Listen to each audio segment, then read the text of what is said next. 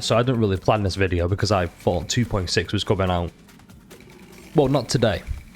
So there's no funny intro, no real funny edits. It's just me kind of rambling. Also, Gift of Odyssey. You should probably get that, you know. Free pulls, what's not to love? Anyway, this whole video is about whether you should pull Rappa. And why I'm not going to.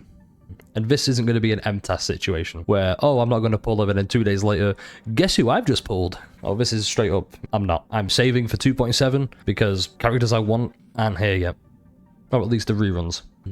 My voice is still a little bit funky, so that's why I'm trying to make this a quick video. And if it's longer than 15 minutes, yeah, call me out. I mean, the banner's fine. Lynx is a pretty good unit. Zhuyi? Yeah, Zhuyi's also pretty good, if you build it right. Split scaling's a bit, eh. And then we have Imbibe Ilune, who was good. I mean, he still is good, but you really have to invest, and I don't want to. Too much reading. I mean, he has one of the better light cones for destruction paths. Rappa's got an Erudition light cone. We have those. I'm sure this is a fine light cone, but I don't use Erudition characters because I only have like 2 that were free. I'm sure this light cone is fine for Rappa. I mean, it's for her, so it must be good. So one of my biggest issues with Imbibe Ilune is a lot of text in his abilities. I'm not reading all that, so I'm going to shorten it down for you. Long story short, you press skill 3 times, then you attack. That's it. That's his gameplay. Not the most riveting, is it? Well, at least not for me. It's fine, it's passable. You know, some people can find it fun. If you find it fun, that's great. You do you. You can enjoy that. I'm just not a big fan. It doesn't really have that engagement factor, because once again, you just skill 3 times, boom. And very, very skill point hungry. We'll just let this rock out because, you know, we're near the end. Imbibe Ilune does Imbibe Ilune things. That's better. Which is just big damage. But I wouldn't recommend getting him because you need Sparkle. Who I don't have. Because I didn't have Imbibe Ilune at the time. I cannot stress this enough. Sparkle is mandatory for Imbibe Ilune. Sparkle's entire design is, I'm going to create skill points. And guess who needs skill points? If you guessed Imbibe Ilune, you'd be right. I mean, everybody requires skill points, but, you know. Even if this isn't about them. So now you're wondering, how about Rappa? Maybe she's really good. Well, yeah. Yeah, she's alright. I mean, this is the most fun part. It's just surfing in the open world. Yeah. You probably guess I'm having a lot of fun doing this.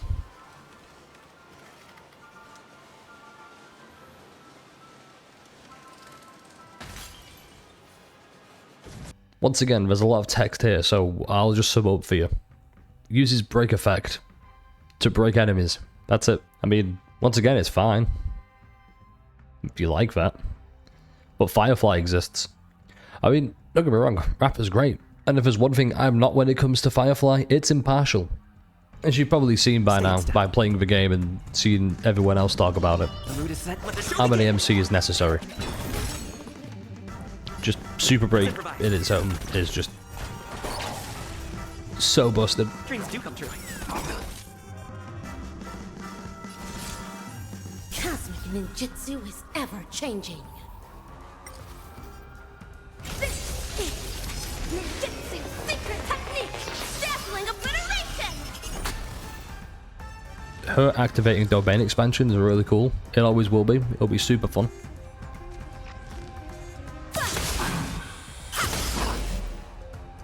But then she kind of boils down to the whole, well, it's kind of the same playstyle as every Erudition character. It's just spam skill to attack, spam skill to attack every enemy until you can do the ultimate, and then rinse and repeat. You've arrived, eh? So yeah, not the most fun. here's why I'm not going to be pulling for Rappa. Even though, as you can see, I hardly have any Erudition characters who weren't free. I haven't pulled any. I was too late to get Jingyuan.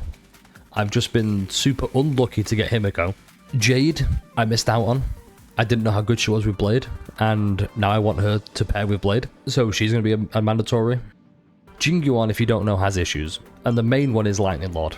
The way he works, well, it's hard to explain how a character works when you don't own them, but I'll do my best. Basically, you get stacks of Lightning Lord, and at the end of the turn, Lightning Lord will attack, but it's always a fixed point during the turn. So you miss out on a big chunk of damage if you are too slow with Jingyuan, too fast with Jingyuan and other characters. Basically, Lightning Lord needs a big overhaul. I didn't pull Argenti because he's just skill until you have ultimate. Use the ultimate. Skill again. Keep skilling until you have the ultimate. Not the most fun. But more than just not owning the characters themselves, there was a bigger issue. At least for me. I don't know if this applies to everyone else. It's that I have put off building so many characters. For example, Fushuan, one of the best sustainers in the game. If not the best. She's not, that's Aventurine. Just, I don't have a build. Because I was too focused on building other characters like Fei Xiao and the follow-up units. Because they're more fun and enticing. Same with Herta. Just, I mean, some investment, but not enough to, like, warrant playing her. Zhuyi, another great example. Great unit. Powerful. I have her at E6 as well, which doesn't sound big, but it is. It makes it better. Tingyuan, another great example. Some investment. Not really where I'd like her to be, because I could work on the relics. Pela, once again, just not enough investment. Even Gallagher, who's just a low Ocha, but he scales with Break instead. Speaking of a low Ocha, people say he's fallen off. I don't think so. I think he's going to be great constantly. But it's the same with Woko. She just doesn't interest me enough to build.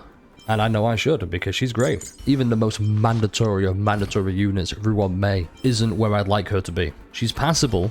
She stays alive because Aventurine's got a really good shield. But I just can't.